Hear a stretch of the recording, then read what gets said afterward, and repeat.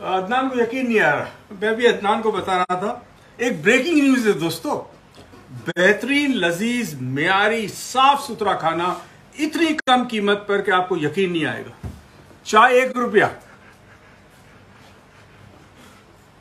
और रोटी 1 रुपए की, सब्जी 4 रुपया, दाल 1.5 रुपए प्लेट, बिरयानी सिर्फ 8 रुपए की प्लेट, चिकन 24 रुपए 50 पैसे की, मछली 13 रुपए की, गोश्त 21 रुपए का। वाह! पता है कहां मिलती है? क्या आप जानते हैं कि ये कौन सी जगह है जहां गरीब और मुस्तहिक लोगों के लिए इतना सस्ता खाना है? मैं आपको बताता हूं दोस्तों, ये ब्रेकिंग न्यूज है।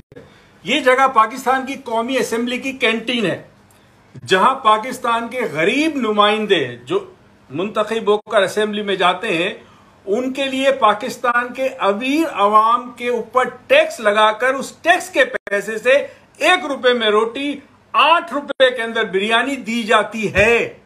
और ये हकीकत है, और उसमें भी जिसकी मर्जी पैसा दे ना दे।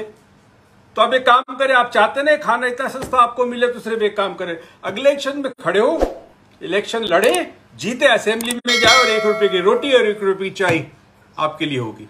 शुक्रिया।